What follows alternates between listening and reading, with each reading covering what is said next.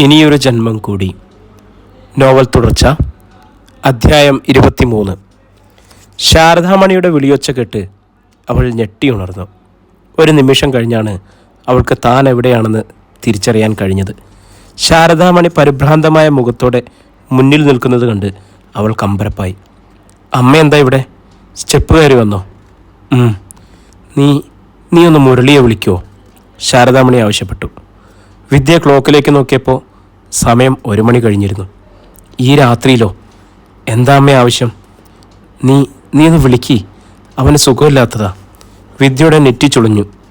ആദ്യമായാണ് ശാരദാമണി കരുതലോടെ മകനെക്കുറിച്ച് സംസാരിക്കുന്നത്. അമ്മയുടെ അന്തർമുഖത്വത്തിൻ്റെ ആവരണം ഇളകും വിധത്തിൽ പരിഭ്രാന്തി തുടിച്ചു നിൽക്കുന്നു. എന്താ അസുഖം? അമ്മ എന്തെങ്കിലും ദുസ്വപ്നം കണ്ടോ? നീ ഒന്ന് വിളിക്കുമോളെ. ശാരദാമണിയുടെ മുഖത്ത് വേദനയുടെ പേശികൾ ഞെരുങ്ങി നിവർന്നു. വിദ്യ ഫോണെടുത്ത് മുരളീകൃഷ്ണൻ്റെ നമ്പർ ഡയൽ ചെയ്തു. ബെല്ലടിച്ച് തീർന്നതല്ലാതെ കോൾ എടുക്കപ്പെട്ടില്ല. മുരളിയേട്ടൻ ഉറങ്ങിക്കാണും അമ്മേ. നാളെ വിളിക്കാം. എനിക്ക് അവനെ ഒന്ന് കാണണം. നമുക്ക് പോയാലോ? ഈ രാത്രിയിലോ? അമ്മയ്ക്കിതെന്തു പറ്റി? ഗോപി ഇല്ലേ? അയാളെയും കൂട്ടാം. സെക്യൂരിറ്റി ഗോപി കാവലിലെത്തിയിട്ടുണ്ടായിരുന്നു. നാളെ രാവിലെ വിളിക്കാം അമ്മേ. ഇപ്പോൾ അമ്മ പോയി കിടക്ക്. വിദ്യ നിർബന്ധിച്ച് ശാരദാമണിയെ താഴത്തെ മുറിയിൽ കൊണ്ടുചെന്നാക്കി കട്ടിലിൽ കിടത്തി ഷീറ്റ് കൊണ്ട് പുതപ്പിച്ചു. അമ്മയ്ക്കെന്തോ അസ്വസ്ഥതയുണ്ടെന്ന് കരുതി വിദ്യയും അവിടെ തറയിൽ ഷീറ്റ് വിരിച്ചു കിടന്നു. രാത്രിയിലെപ്പോഴോ ഉറക്കം തെളിഞ്ഞപ്പോൾ ശാരദാമണി കട്ടിലിൽ എഴുന്നേറ്റിരിക്കുന്നതായി വിദ്യ കണ്ടു. അവൾക്ക് ഒരു ഉൾഭീതി തോന്നി. എന്തോ ഒരു പേടി അമ്മയെ അലട്ടുന്നുണ്ടെന്ന് അവൾക്ക് തോന്നി. എന്താണെന്ന് ചോദിച്ചെങ്കിലും മറുപടി കിട്ടിയില്ല. പിന്നീട് വിദ്യ കിടന്നെങ്കിലും ഉറക്കം വന്നില്ല. രാവിലെ വിദ്യ ചായയുമായി ചെല്ലുമ്പോൾ ശാരദാമണി കട്ടിലിൽ ചുമരും ചാരി ഇരിപ്പുണ്ട്. അവരുടെ മുഖത്ത് ഇപ്പോഴൊരു ശാന്തതയുണ്ടെന്ന് വിദ്യ കണ്ടു. അവൾ ഹാളിലേക്ക് വരുമ്പോൾ ലാൻഡ് ഫോൺ ശബ്ദിച്ചു. വിദ്യ കോളെടുത്തു. ഹലോ, നെടുമ്പുരക്കൽ വീടല്ലേ? ഇത് തിരുവല്ല പോലീസ് സ്റ്റേഷനിൽ നിന്നാണ് വിളിക്കുന്നത്. നിങ്ങൾ ആരാ സംസാരിക്കുന്നത്? ഞാൻ വിദ്യാലക്ഷ്മിയാണ്, മുരളീകൃഷ്ണൻ്റെ അനുജൻ്റെ ഭാര്യയാണ്. അവിടെ പുരുഷന്മാരാരുമില്ലേ? ഇല്ല സാർ, ഞങ്ങൾ സ്ത്രീകൾ മാത്രമേ ഉള്ളൂ. മറുവശത്ത് നിശബ്ദതയായി. ഭിത്തിയുടെ ഹൃദയഭിത്തികളിലൂടെ തണുത്ത മിന്നലുകൾ പാഞ്ഞു തുടങ്ങിയിരുന്നു. ഒരാപൽഭീതി അവളെ ഗ്രസിച്ചു. ഞാനൊരു കാര്യം പറയാൻ വിളിച്ചതാ. നിങ്ങൾ സംയമനത്തോടെ കേൾക്കണം. വിദ്യയുടെ കൈത്തലത്തിലൂടെ വിറയലുകൾ പാഞ്ഞു. എന്താ സാർ? ഹോട്ടൽ എംപയർ റെസിഡൻസിൽ മിസ്റ്റർ മുരളീകൃഷ്ണനെ മരിച്ച നിലയിൽ കണ്ടെത്തിയിട്ടുണ്ട്. അടുത്ത ബന്ധുക്കൾ ആരെങ്കിലും ഉണ്ടെങ്കിൽ എത്രയും പെട്ടെന്ന് ഇവിടം വരെ വരണം. വിദ്യയ്ക്ക് കാതുകൾ അടഞ്ഞുപോയെന്ന് തോന്നി. വിറയ്ക്കുന്ന വിരലുകൾക്കിടയിൽ നിന്നും റിസീവർ വഴുതി നിലത്തേക്ക് വീണു. ടെലിഫോൺ സ്റ്റാൻഡിൽ അവൾ ഫലമായി പിടിച്ചു. അധ്യായം 37. ഹോട്ടൽ എംപയർ റെസിഡൻസിയും പരിസരങ്ങളും ജനസമുദ്രമായി മാറിയിരുന്നു. CI ഉമാദത്തിൻ്റെ നേതൃത്വത്തിൽ ഇൻക്വസ്റ്റ് നടത്തി മുരളീകൃഷ്ണൻ്റെ മൃതദേഹം പോസ്റ്റ്മോർട്ടത്തിന് അയക്കാനുള്ള നടപടികൾ പൂർത്തിയായിക്കൊണ്ടിരുന്നു. പോലീസ് ഹോട്ടൽ ജീവനക്കാരെ ചോദ്യം ചെയ്തു. രാവിലെ ബെഡ് കോഫിയുമായി ചെന്ന റൂം ബോയിയാണ് മൃതദേഹം ആദ്യം കണ്ടത്. മുരളീകൃഷ്ണൻ്റെ മുറിവാതിൽ ലോക്ക് ചെയ്തിരുന്നില്ല. കിടക്കയിൽ കമഴ്ന്നു കിടക്കുന്ന നിലയിലായിരുന്നു മൃതദേഹം. ആത്മഹത്യയെന്നോ കൊലപാതകമെന്നോ സംശയിക്കുന്ന തരത്തിലുള്ള പ്രാഥമിക തെളിവുകളൊന്നും പോലീസിന് കണ്ടെടുക്കാനായില്ല. വായിൽ നിന്നും മൂക്കിൽ നിന്നും രക്തമൊഴുകി കിടക്കയിൽ പറ്റിപ്പിടിച്ചിട്ടുണ്ടായിരുന്നു. പാതിയോളം തീർന്ന ഒരു വിസ്കി ബോട്ടിലും ഉപദംശങ്ങളും ടേബിളിലുണ്ട്. മേശയുടെ ഡ്രോയറിനുള്ളിൽ നിന്നും വിവിധ ഇനം ടാബ്ലറ്റുകളും ക്യാപ്സൂളുകളും കണ്ടെത്തി. SP രഘുവരൻ കൂടി സ്ഥലത്തെത്തിയതോടെ പോലീസ് നടപടികൾ വേഗത്തിലായി. മൃതദേഹം പോസ്റ്റ്മോർട്ടത്തിന് അയക്കാനായി ആംബുലൻസിലേക്ക് മാറ്റി. മുരളീകൃഷ്ണൻ താമസിച്ചിരുന്ന റൂം പോലീസ് സീൽ ചെയ്തു. ആഷിമ സേവ്യർ തൻ്റെ സ്കൂട്ടിയുമായി നെടുമ്പുരക്കൽ വീട്ടിൻ്റെ മുൻവശത്ത് വരെ എത്തി. റോഡും പരിസരവുമെല്ലാം ആൾക്കൂട്ടം കൈവശപ്പെടുത്തി കഴിഞ്ഞിരുന്നു. ഒതുങ്ങിയ ഒരു സ്ഥലം കണ്ടെത്തി സ്കൂട്ടി പാർക്ക് ചെയ്യാൻ 300 മീറ്ററോളം അവൾക്ക് മുൻപോട്ട് പോകേണ്ടി വന്നു. ആഷിമ മനുപ്രസാദിൻ്റെ മൊബൈലിലേക്ക് വിളിച്ചു. ഗേറ്റിനരികിൽ നിന്നും അവൻ ആഷിമയുടെ അടുത്തേക്ക് വന്നു. ബോഡി കൊണ്ടുവന്നോ? ആഷിമ ചോദിച്ചു. അരമണിക്കൂറായി. നീ സേവിച്ചനെ കൊണ്ട് CI വിളിപ്പിച്ചായിരുന്നോ? മരണകാരണം എന്താണെന്ന് വല്ലതും അറിവായിട്ടുണ്ടോ? പോസ്റ്റ്മോർട്ടം റിപ്പോർട്ട് വരാൻ താമസമുണ്ടല്ലോ. പക്ഷേ ഡോക്ടറുമായി ഉമാദത്തൻ സാർ സംസാരിച്ചപ്പോൾ കിട്ടിയ വിവരങ്ങൾ സേവിച്ചനോട് പറഞ്ഞു. It is a normal death in sense. ആത്മഹത്യയല്ല, കൊലപാതകമല്ല. മനുപ്രസാദിൻ്റെ മുഖത്ത് അമ്പരപ്പായി. തുടർച്ചയായ മദ്യപാനം ഫിസിക്കൽ കണ്ടീഷനെ ബാധിച്ചിട്ടുണ്ട്. ലിവർ സിറോസിസിൻ്റെ ക്രോണിക് സ്റ്റേജിലായിരുന്നു കക്ഷി. പക്ഷേ മറ്റൊരു കാര്യം കൂടി ഡോക്ടർ പറഞ്ഞു. Is A cancer patient. ആർക്കും അറിയില്ലായിരുന്നു എന്നതാണ് കോൺട്രവേഴ്സി. മനുവിന് അവിശ്വസനീയത തോന്നി. മുരളീകൃഷ്ണൻ അർബുദബാധിതനായിരുന്നു എന്ന് വിദ്യ പോലും പറഞ്ഞിരുന്നില്ല. അതിനർത്ഥം അവൾക്ക് അറിവുണ്ടായിരുന്നില്ല എന്ന് തന്നെയാണ്. മനുപ്രസാദിൻ്റെ മുഖത്തെ ചിന്താക്കുഴപ്പം ആഷിമ കണ്ടു. ഒരു കാര്യം ഉറപ്പാടാ, എന്തൊക്കെയോ ദുരൂഹതകൾ ഈ മരണത്തിന് പിന്നിലുണ്ട്. പോസ്റ്റ്മോർട്ടം റിപ്പോർട്ട് വന്നതിന് ശേഷം മാത്രമേ നമുക്ക് വ്യക്തമായൊരു പിക്ചർ കിട്ടൂ, ആഷിമ പറഞ്ഞു. മനുപ്രസാദ് സംശയം കലങ്ങിയ മനസ്സോടെ നിന്നു. ഹാളിലായിരുന്നു മുരളീകൃഷ്ണന്റെ മൃതദേഹം കിടത്തിയിരുന്നത്. ശാരദാമണി ചുമരിൽ ചാരി കണ്ണുകൾ അടച്ചിരുന്നു. കരഞ്ഞു വിങ്ങിയ മുഖവുമായി രജനി അമ്മയ്ക്കരികിലുണ്ട്. ആളുകൾ വന്നും പോയും ഇരുന്നു. മുരളിയുടെ തലക്കൽ പ്രമീള അപ്പൂസിനെയും മടിയിൽ വെച്ച് ഇരിപ്പുണ്ടായിരുന്നു. വിദ്യാലക്ഷ്മി ഡൈനിങ് ഹാളിൽ മേശയ്ക്ക് തലവെച്ച് കസേരയിലിരിക്കുകയായിരുന്നു. അവൾക്കരികിലായി വിമലയും ഇന്ദുമതിയും വിഷാദം പെയ്യുന്ന മുഖങ്ങളോടെ നിന്നു. വിദ്യയ്ക്ക് മുരളിയേട്ടൻ്റെ മുഖമൊന്ന് കാണണമെന്ന് തോന്നിയെങ്കിലും ഹാളിലേക്ക് പോകാൻ വയ്യ. പുകയുന്ന സുഗന്ധത്തിരികളുടെ നടുവിൽ ഉറങ്ങിക്കിടന്ന രാഹുലിനെയാണ് അവൾക്ക് ഓർമ്മ വരിക. ഹാളിൽ നിന്നും അപ്പൂസിൻ്റെ കരച്ചിൽ ശബ്ദമായിരുന്നു. വിദ്യ മേശയിൽ നിന്നും കരഞ്ഞു തണുത്ത മുഖമുയർത്തി നോക്കി. മോനെവിടെ? അവൾ വിമലയോട് തിരക്കി. പ്രമീളയുടെ അടുത്തുണ്ട്. വിദ്യ പതിയെ കസേരയിൽ നിന്നും എഴുന്നേറ്റ് മുഖമൊന്ന് അമർത്തി തുടച്ചിട്ട് അവൾ ഹാളിലേക്ക് നീങ്ങി. ശിലയിൽ കൊത്തിയതുപോലെ പ്രമീള ഇരിക്കുന്നു. അവൾക്കരികിലായി അമ്മ ദേവകിയും ഇരിപ്പുണ്ട്. വിദ്യ ധൈര്യം സംഭരിച്ച് മുരളീകൃഷ്ണന്റെ മുഖത്തേക്കൊന്ന് നോക്കി. ഉറങ്ങിക്കിടക്കുകയാണെന്നേ തോന്നും. അവസാനമായി തമ്മിൽ കണ്ടതും സംസാരിച്ചതുമൊക്കെ വിദ്യയുടെ ഓർമ്മയിലേക്ക് വന്നു. മരണത്തെ മുരളിയേട്ടൻ മുൻപിൽ കണ്ടിരുന്നു. ചെയ്യാനുള്ളതെല്ലാം ചെയ്തു തീർത്ത് അമ്മയെ കൂടി തന്നെ ഏൽപ്പിച്ച് യാത്ര പറഞ്ഞത് പോയതും മരണത്തിലേക്കായിരുന്നു. സ്വപ്നോപി വിചാരിച്ചതുപോലുമില്ല. അവളുടെ മിഴികൾ ശാരദാമണിയിലേക്ക് നീണ്ടു. ഹതഭാഗ്യയായ അമ്മ. 2 മക്കളെ പെറ്റു വളർത്തിയെങ്കിലും അവർ മുൻപേ പിരിഞ്ഞു പോയിരിക്കുന്നു. മുരളിയേട്ടൻ്റെ ജീവിതം തീർന്നു പോവുകയാണെന്ന് അമ്മയ്ക്ക് മുൻകൂട്ടി അറിയാൻ കഴിഞ്ഞിരുന്നല്ലോ എന്ന് അവൾ ഓർത്തു. രാത്രി വേപത് പൂണ്ട് അമ്മ തന്നെ വിളിച്ചു വരുത്തിയത് അതുകൊണ്ടല്ലേ? അപ്പോസ് ഒരയൽക്കാര സ്ത്രീയുടെ കയ്യിലാണ്.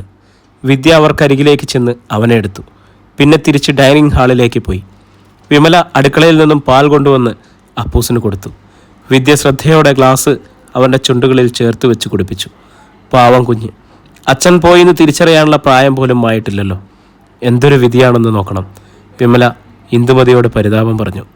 പാല് കുടിച്ചു കഴിഞ്ഞതും വിദ്യ അവനെ നെഞ്ചോട് ചേർത്ത് പിടിച്ചു. തോളിൽ തട്ടിക്കൊണ്ടിരുന്നു. വയർ നിറഞ്ഞതോടെ അവൻ മയക്കമായി. മുരളീകൃഷ്ണന്റെ മൃതദേഹം ദഹിപ്പിക്കാനായിരുന്നു തീരുമാനം. മൊബൈൽ ക്രിമേറ്റർ തറവാട്ടിൽ എത്തിച്ചിരുന്നു. കർമ്മങ്ങൾക്ക് ശേഷം സന്ധ്യയോടെ മൃതദേഹം സംസ്കാരത്തിനായി എടുത്തു.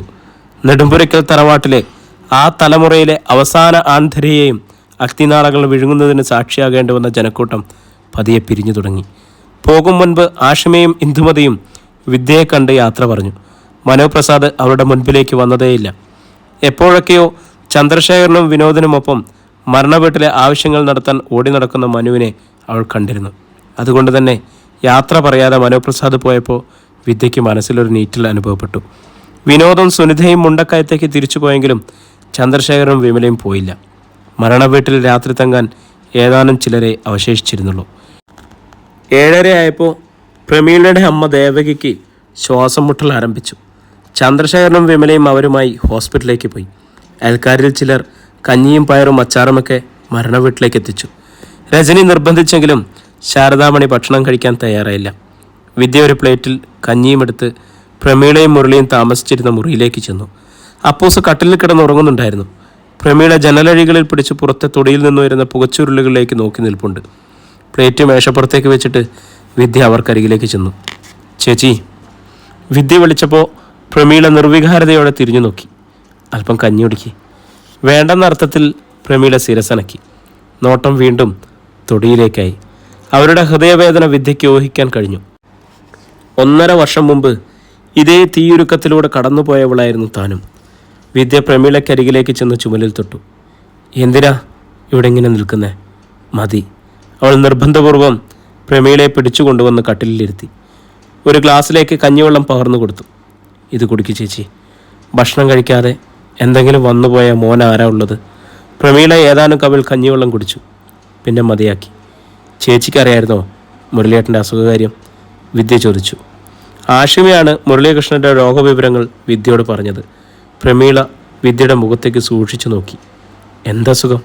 അവൾ ചോദിക്കുന്നത് കേട്ടപ്പോൾ വിദ്യയ്ക്ക് അമ്പരപ്പായി. ചേച്ചിക്കറിയില്ലേ? മുരളിയേട്ടൻ പറഞ്ഞിരുന്നില്ലേ? പ്രമീള നിഷേധാർത്ഥത്തിൽ തലയിളക്കി. മുരളിയേട്ടൻ ക്യാൻസർ പേഷ്യൻ്റായിരുന്നു എന്ന്. ലിവർ സിറോസിസും ഉണ്ടായിരുന്നു. ചേച്ചിയോട് പോലും പറയാതെ എന്തിനാ അത് മറച്ചു പിടിച്ചത്? പ്രമീള വിദ്യയുടെ മുഖത്തേക്ക് തന്നെ തുറച്ചു നോക്കിക്കൊണ്ടിരുന്നു. അവളുടെ ചെന്നിയിൽ ഞരമ്പുകൾ മുറുകി വന്നു.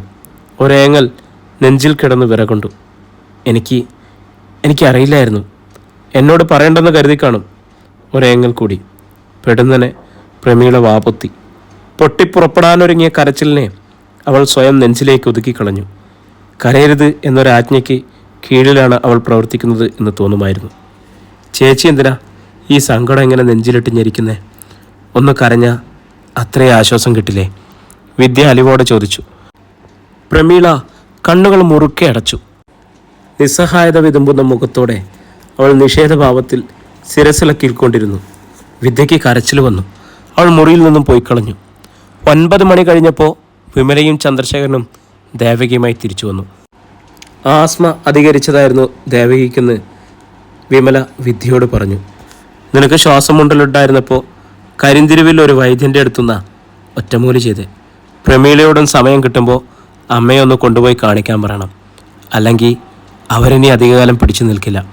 വിമല പറഞ്ഞിട്ടും വിദ്യ പ്രതികരിച്ചില്ല. നീ എന്താ ഒന്നും പറയാത്തെ? വിദ്യ അമ്മയുടെ നേർക്കൊന്ന് നോക്കി. ഞാനെന്താ അമ്മയെ ഇപ്പോൾ പറയേണ്ടത്? പ്രമീളേച്ചിയുടെ അമ്മയുടെ ചികിത്സയ്ക്കാണോ ഇപ്പോൾ പ്രാധാന്യം? ഇതുപോലൊരു രാത്രിയിലൂടെ കടന്നു പോയവളാണ് ഞാനും.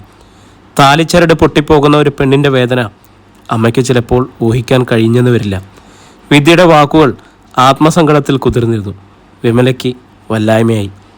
ഞങ്ങൾ തിരിച്ചു പോയി കഴിഞ്ഞാൽ ഇതും പറയാൻ കഴിയുമോ? നീ സാഹചര്യം പോലെ പ്രമീളയെ അറിയിക്കട്ടെ എന്ന് കരുതി പറഞ്ഞതല്ലേ? എൻ്റെ മനസ്സ് നേരെ നിൽക്കുന്നൊന്നുമില്ല അമ്മേ. ആദ്യം കിട്ടിയ അടി കനത്തതായിരുന്നതുകൊണ്ട് ഇപ്പോൾ പിടിച്ചു നിൽക്കുന്നു എന്നേ ഉള്ളൂ.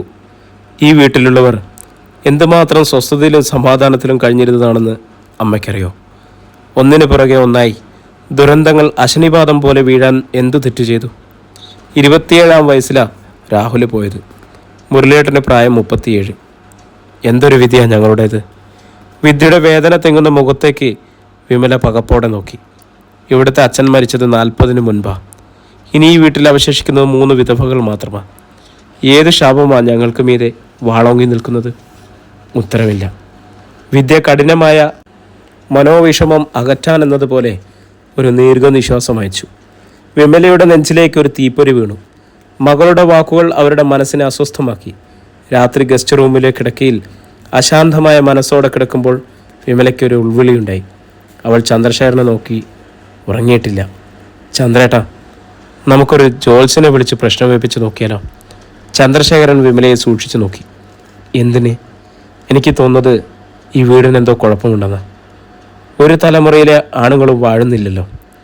വസ്തുദോഷമോ മറ്റെന്തെങ്കിലും ആണെങ്കിൽ പരിഹാരം ചെയ്യാം. അതൊക്കെ ഇനി എന്തിനാ? പോകാനുള്ളവരെല്ലാം പോയില്ലേ? ആർക്കു വേണ്ടിയാ? വിദ്യമോൾ ഇവിടെയല്ലേ താമസിക്കുന്നത്? അത് എത്ര കാലം നീളുമെന്ന് നമുക്കറിയില്ലല്ലോ. നമുക്കിവിടെ എന്താ കാര്യമെന്ന് ആൾക്കാർ ചോദിക്കില്ലേ?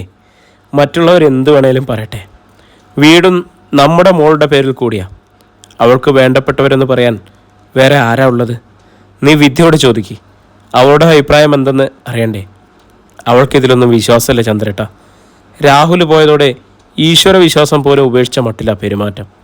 ഒരു വീഴ്ച വരുമ്പോൾ വിട്ടുകളയുന്ന വിശ്വാസമല്ലെന്ന് പറയാൻ നമുക്ക് പറ്റുമോ? വീണവർക്കേ അതിൻ്റെ വേദന അറിയുന്ന അവൾ തർക്കിക്കുന്നത്. അവൾക്ക് വേണ്ടെങ്കിൽ പിന്നെ നമുക്കെന്താ? അങ്ങനെ പറയല്ലേ. നമ്മൾ ജീവിച്ചിരിക്കുമ്പോൾ അവൾക്ക് എന്തെങ്കിലും ദോഷം വരുന്നത് സഹിക്കാൻ പറ്റുമോ?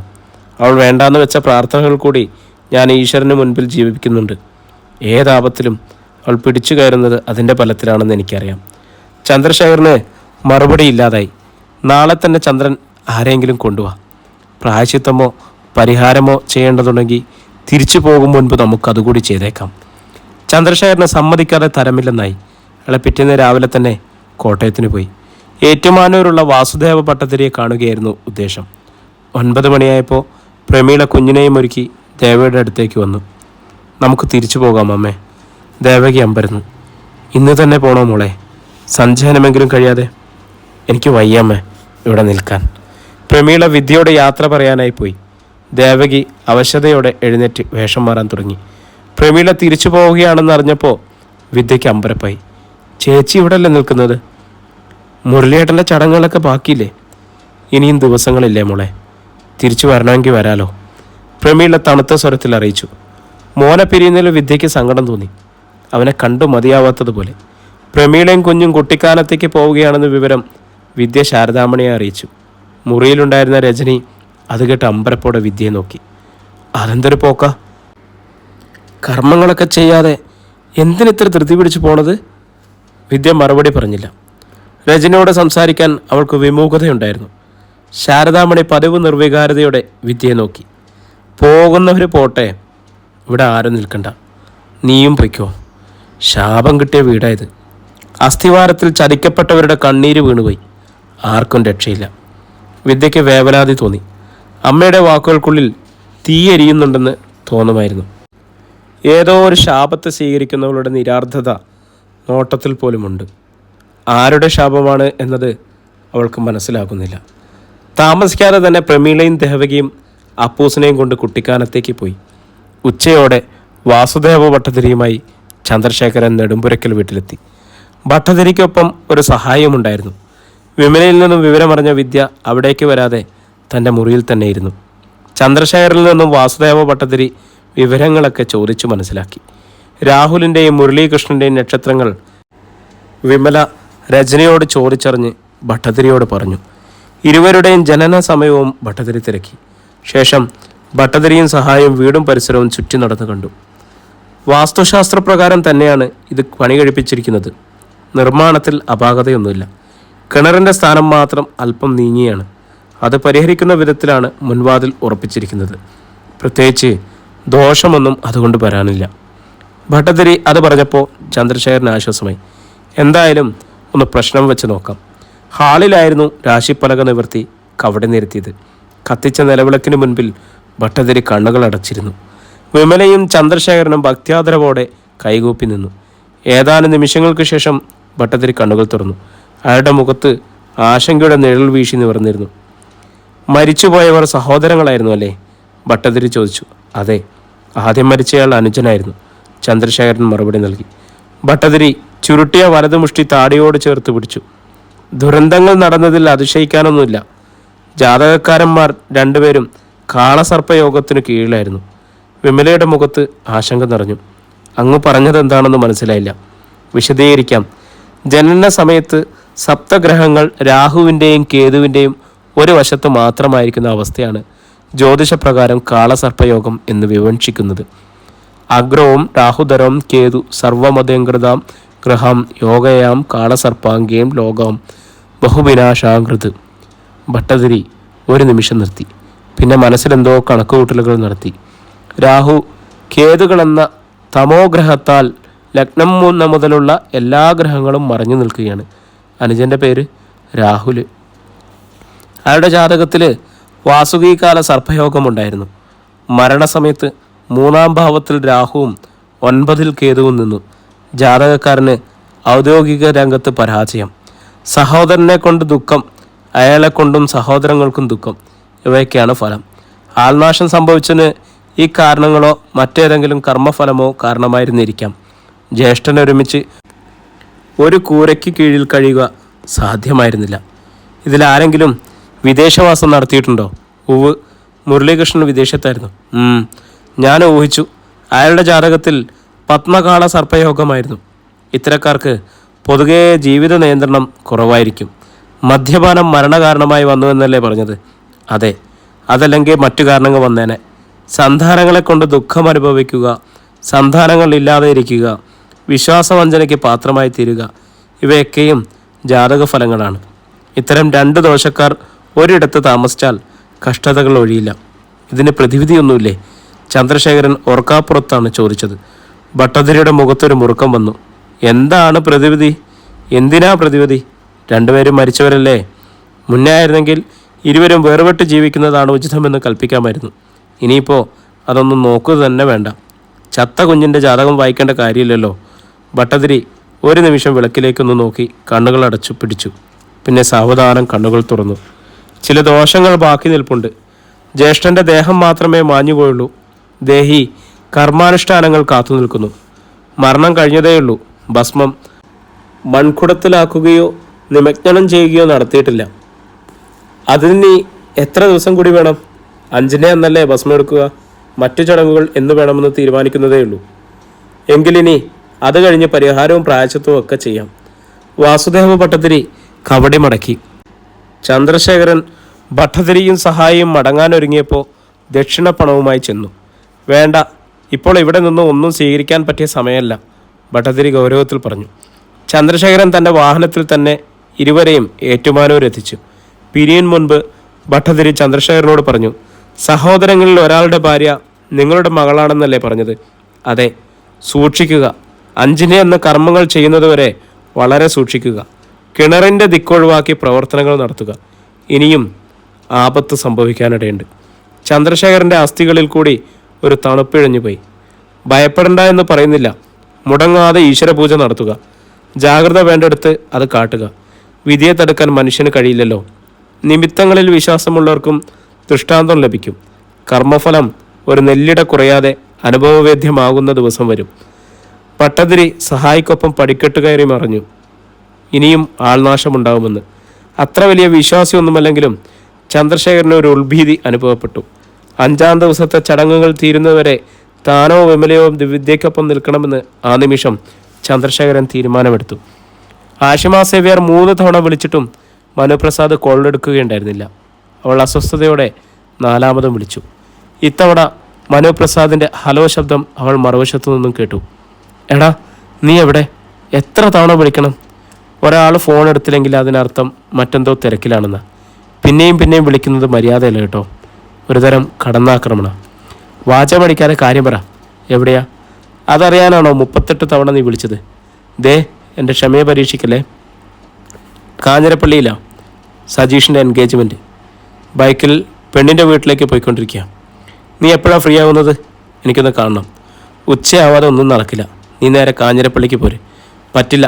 നീ ചടങ്ങ് കഴിയുമ്പോഴേ ചങ്ങനാശ്ശേരിക്ക് വാ. ഇവിടെ വീട്ടിൽ വെച്ച് കാണാം. എന്താ ഇത്ര എമർജൻസി? ആഷിമ ഒന്ന് ശ്വാസം എടുത്തു. മുരളീകൃഷ്ണൻ്റെ പോസ്റ്റ്മോർട്ടം റിപ്പോർട്ട് ഇന്നലെ പോലീസിന് കിട്ടി. അതിലെ ചില പോയിൻറ്റ്സ് പിടിച്ച് ഞാനൊരു എൻക്വയറി നടത്തിയിരുന്നു. എന്തിന്? മനുവിന് ആകാംക്ഷയായി.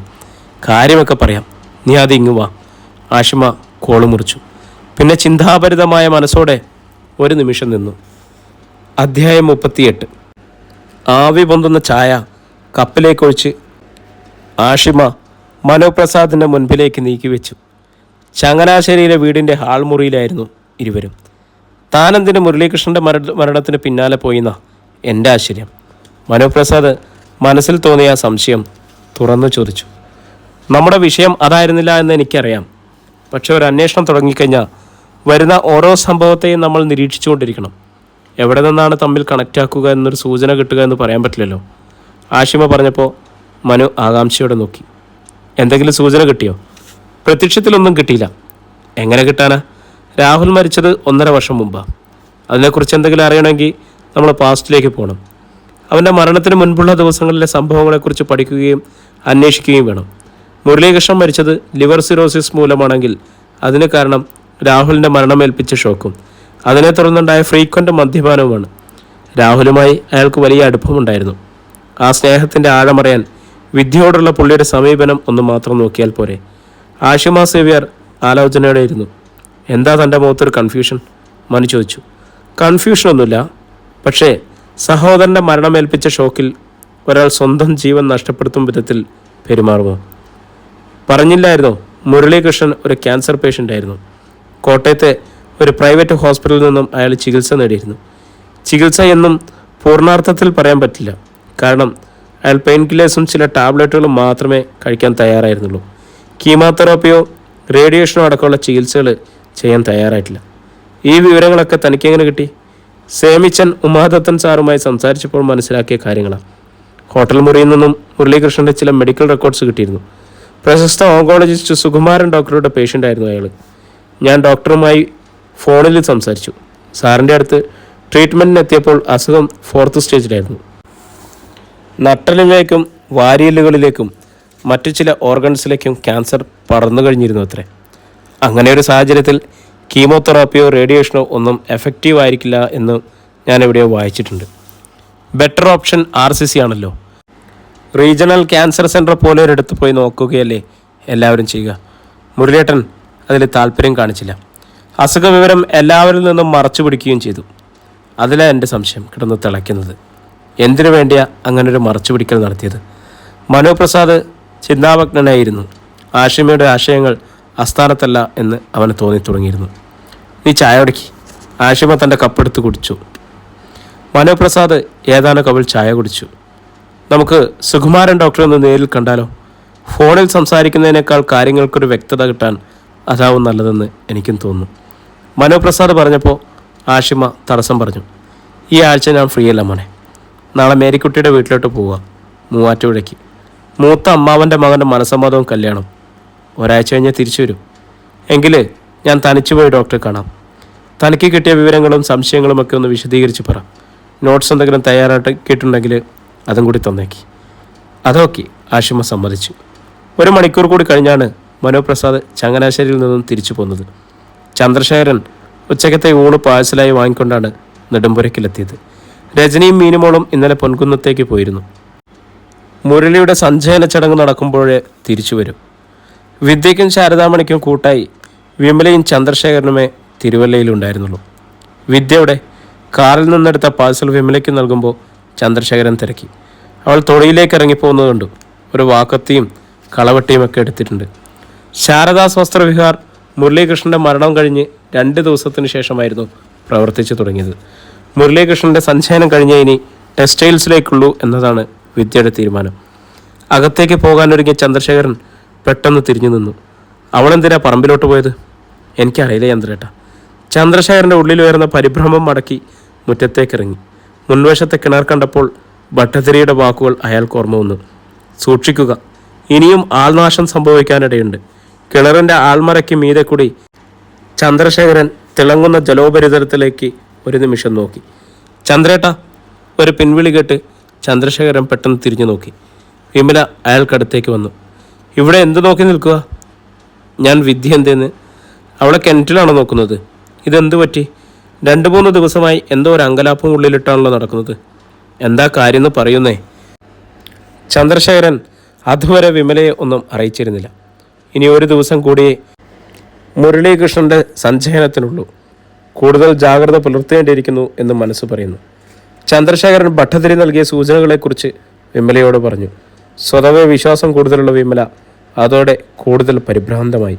ഈശ്വര, ഇനിയും പരീക്ഷണങ്ങളുണ്ടാവുമോ? നമുക്ക് മോളെയും കൂട്ടി തിരിച്ചു പോയേക്കാം. മതി ഇവിടുത്തെ താമസം. നമ്മൾ വിളിച്ചാലുടനെ അവൾ വരുമോ? വന്നാലും എത്ര ദിവസം അവിടെ നിർത്തും? താൻ പോരമയും അഹങ്കാരവും കൂടുതലാ സുനിതയ്ക്ക്. അവളിനി വിദ്യയുമായി ഇടയുന്നത് കൂടി കാണേണ്ടി വരും. ചന്ദ്രശേഖരൻ വീട്ടിലെ അവസ്ഥയെക്കുറിച്ച് സൂചിപ്പിച്ചു. വിനോദിൻ്റെ ഭാര്യ സുനിതയ്ക്ക് തങ്ങളെപ്പോലും അത്ര പിടുത്തമില്ല എന്ന് വിമലയ്ക്കറിയാം. നൂലിൽ കെട്ടിയിറങ്ങിയ ഭർത്താക്കന്മാരെ ലഭിക്കണമെന്നാണ് പെൺകുട്ടികളുടെ ചിന്താഗതി. ഭർത്താവിൻ്റെ അച്ഛനും അമ്മയും സഹോദരങ്ങളുമൊക്കെ അവർക്ക് മുൻപിൽ കനത്ത പ്രതിബന്ധങ്ങളാണ്. ഭർത്താവിൻ്റെ സ്നേഹവും ഇഷ്ടവും സ്വകാര്യതയും ഒക്കെ പങ്കിട്ടെടുക്കാൻ വരുന്ന കടൽ കൊള്ളക്കാർ. വിധവയായ മകളെ കണ്ടാൽ സുനിത എങ്ങനെയൊക്കെ കുൽസിത ചിന്തകളെ അഴിച്ചുവിടുമെന്ന് ചുരുങ്ങിയ കാലത്തെ പരിചയം കൊണ്ട് തന്നെ വിമലയ്ക്ക് ഊഹിക്കുക സാധ്യമായിരുന്നു. എങ്കിലും അവർ മകൾക്കൊപ്പം നിന്നു. മരുമകളെ പേടിച്ച് മകളെ ഉപേക്ഷിക്കണോ? അവളുടെ ജീവന് ആപത്തുണ്ടാവാതെ നോക്കുക എന്നതാ ഇപ്പോൾ പ്രധാനം. നീ വേവലാതെ പിടിക്കണ്ട. നാളെ ഒരു ദിവസം കൂടിയല്ലേ ഉള്ളൂ. അതുവരെ നമുക്ക് സൂക്ഷിക്കാം. വിമല ഒന്ന് ആലോചിച്ചിട്ട് തിരിഞ്ഞ് തൊടിയിലേക്ക് ഇറങ്ങിപ്പോയി. അവർ ചെന്ന് നോക്കുമ്പോൾ വിദ്യ രാഹുലിൻ്റെ കുഴിമാടത്തിനരികിലുണ്ട്. ചുറ്റും വളർന്നുന്ന കുറ്റിച്ചെടികളും കമ്പുചെടികളുമൊക്കെ വെട്ടിയൊതുക്കുന്നു. കളക്കത്തിയുടെ വളഞ്ഞ അഗ്രഭാഗം ഉപയോഗിച്ച് കുഴിമാടത്തിന് മീതെ ഉയർന്നു നിൽക്കുന്ന പുൽച്ചെടികളും ചെറുസസ്യങ്ങളും നീക്കുകയാണ്. ഇടയ്ക്കിടെ അവളുടെ കണ്ണുകളിൽ നിന്നും ഓരോ നീർക്കണങ്ങൾ നടന്ന് മൺകൂനയ്ക്ക് മീതെ വീണ് അപ്രത്യക്ഷമായിക്കൊണ്ടിരിക്കുന്നു. മോളെ, വിമല വിളിച്ചപ്പോൾ വിദ്യ മുഖമുയർത്തി. അവളുടെ കണ്ണുകൾ നിറഞ്ഞ് കവിൾത്തടങ്ങൾ ചുവന്നു കാണപ്പെട്ടു.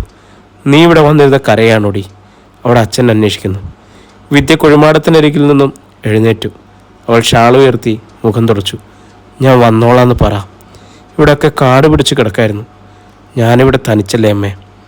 ഇന്നു മുതൽ എല്ലാ ദിവസവും ഒരു തിരി വെച്ച് തുടങ്ങണം. എല്ലാവരും മറന്നു എന്ന് കരുതി രാഹുൽ സങ്കടപ്പെടണ്ടല്ലോ. വിമലയ്ക്ക് നിസ്സഹായത തോന്നി.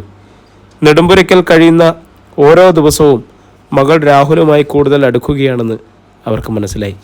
മറ്റുള്ളവരിൽ നിന്നും കൂടുതൽ അകലുകയാണെന്നും. വിമല തൊടിയിൽ നിന്നും തിരിച്ചു കയറി വരുമ്പോൾ ചന്ദ്രശേഖരൻ മുറ്റത്തു തന്നെ നിൽപ്പുണ്ട്. അവളവൻ്റെ കുഴിമാടം വൃത്തിയാക്കുക. വിമല പറഞ്ഞപ്പോൾ ചന്ദ്രശേഖരൻ അരിശത്തോടെ നോക്കി. മരിച്ചവരുടെ ശവമാടത്തിലെ കാട് പറിച്ചിട്ട് പ്രത്യേകിച്ച് കാര്യമൊന്നുമില്ലെന്ന് പറ. ജീവിച്ചിരിക്കുന്നവർക്ക് സമാധാനം കിട്ടുന്ന കാര്യങ്ങളാണ് ഇനി അവൾ ചെയ്യേണ്ടത്. വിമല ചന്ദ്രശേഖരനെ ഒന്ന് നോക്കി. പിന്നെ തിരിഞ്ഞ് വീടിന് നേർക്ക് നടന്നുപോയി. ചന്ദ്രശേഖരൻ എന്തു ചെയ്യണമെന്ന് നിശ്ചയമില്ലാത്തവനെ പോലെ അവിടെ തന്നെ നിന്നു. പ്രിയമുള്ളവരെ, നമ്മുടെ നോവൽ ഇവിടെ തുടരുകയാണ് കേട്ടോ. ഇതിൻ്റെ അടുത്ത ഭാഗവുമായി നമ്മൾ നാളെ രാത്രി എത്തുന്നതാണ്. എല്ലാവരുടെയും അഭിപ്രായങ്ങൾ എന്താണെന്ന് വെച്ചാൽ കമൻറ്റ് ചെയ്യണം. അപ്പോൾ വീണ്ടും നമ്മൾ ഇതിൻ്റെ 24ാമത്തെ അധ്യായവുമായി നാളെ കാണുന്നതായിരിക്കും. എല്ലാവർക്കും ശുഭദിനം.